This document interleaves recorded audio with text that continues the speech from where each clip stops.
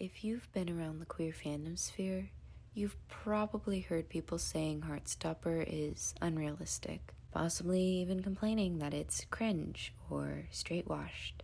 On the flip side, you might have heard people complain about shows like Our Flag Means Death, saying that queer people are never allowed to just be happy and together. Sometimes people complain that Nick and Charlie aren't interested in sex, and sometimes they complain that other queer media is way too sexualized. But here's the thing. The truth, and I think to some degree we all know it, is that we need both. One size doesn't fit all. So today I just wanted to talk a little bit about how important Heartstopper and Our Flag Means Death are as two very different mainstream queer stories. As of right now, when I'm writing and recording this, Our Flag Means Death Season 2 has not been released, so I have no clue what happens, so don't hold me accountable for not mentioning it. Spoilers for both shows, of course.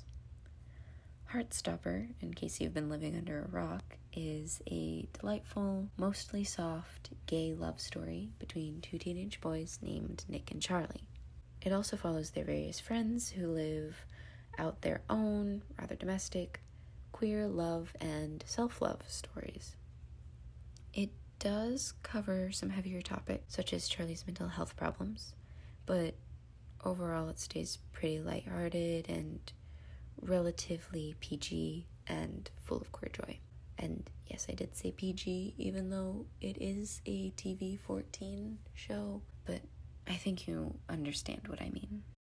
Our Flag Means Death, on the other hand, is a sort of romantic comedy about fictionalized versions of the pirates Stede Bonnet and Blackbeard. Their crew is full of lively queer characters and many different queer stories. On the surface, it might seem quite lighthearted too, but Our Flag Means Death is not one to shy away from blood, sex, and tragedy. Multiple members of the crew are very clearly So we're having a thing on. And the first season ends with a very messy sort of breakup between Stede and Blackbeard, aka Ed, resulting in Ed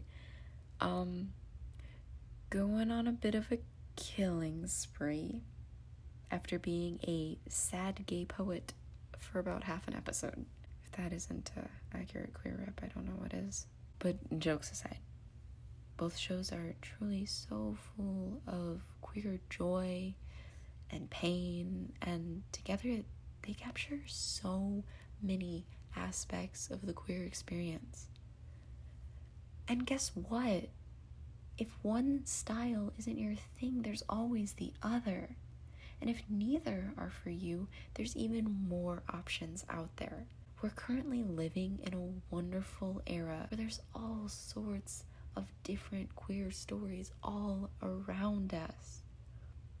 Imagine going back to the days of the Hays Code, or even just a few years back at like the peak queer baiting era, and telling queer folks that someday we'd have both a show about gay teenagers falling in love and going to prom, and a show about middle-aged gay pirates falling in and out of love in mainstream media.